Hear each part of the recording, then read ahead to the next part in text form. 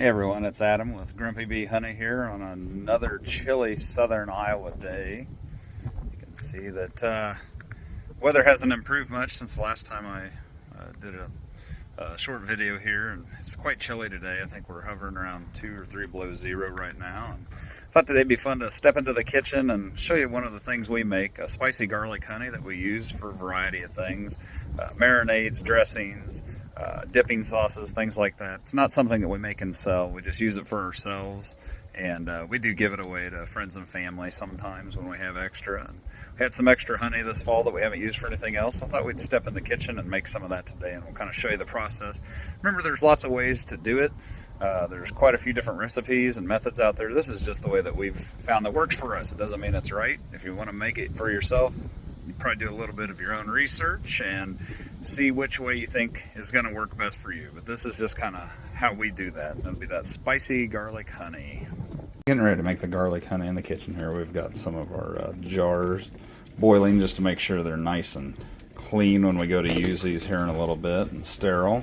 This isn't going to be a pressure can product. You're actually going to have to burp it on a regular basis to get the gases out of it, because it is going to be a fermented style product. It's going to expand just a little bit, but we always start with everything just as clean as we can possibly get it when we're going to make a product like this. Again, that's not something that we're going to sell, but just something that we'll personally use, and we might give it to some friends and family if they would like to have some.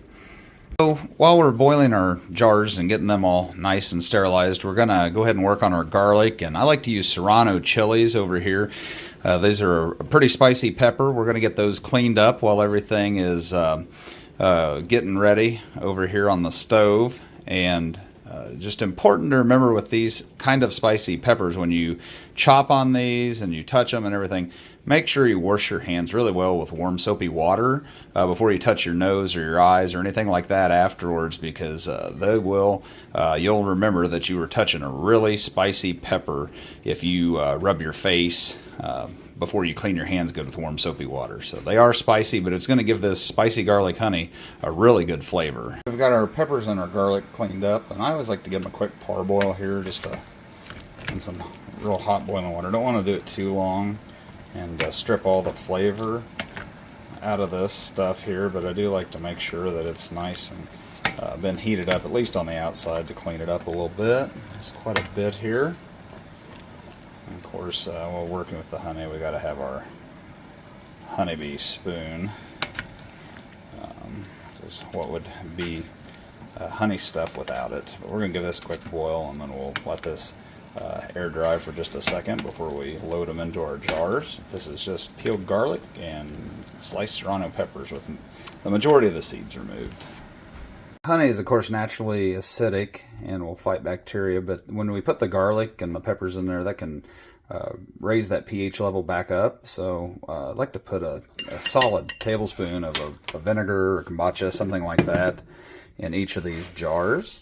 That's going to keep that acidic level down. Then we're going to go through and add our peppers and garlic in here, and then top it off with the honey. We've got our garlic and our peppers in here, and we're going to top it off with some honey. And we're going to want to be sure we leave head space at the top, because this will need to ferment, and we'll talk about that a little bit more here in a bit. With our honey in the jars, we're going to give it a good firm shake. And we're going to sit this on a shelf somewhere where it's room temperature, and at least once a day for the next 2 weeks. We're going to want to give it a good inversion up and down, and we're going to pop the seal on it and let any gases that are building up in there from the fermentation burp out, because we don't want the lid to blow off the jar or to the glass to fracture, of course. So just kind of rounding out our video today on our spicy garlic honey. This is the stuff that we just put together today. And after a couple of weeks, it'll start to look more like this. This is when it's going to be ready to use to make those marinades. It's really good mixed with Dijon mustard and used as a dipping sauce for chicken and other stuff. There's lots of things out there. Some people talk about using the cloves if you have a cold, eating the cloves directly. I've never been brave enough to try that yet, but hope you enjoy this. If you do give it a try, remember to kind of do your own research and see if this is the way you want to do it. Not just the way we do it, so there are other ways to make it to your satisfaction. We hope you enjoy it if you do try making it. And remember to make sure that you burp these jars daily while you're letting that ferment, because you don't want the jars to blow their lids off or pop the glass. Everyone stay warm and enjoy the rest of the winter weather here.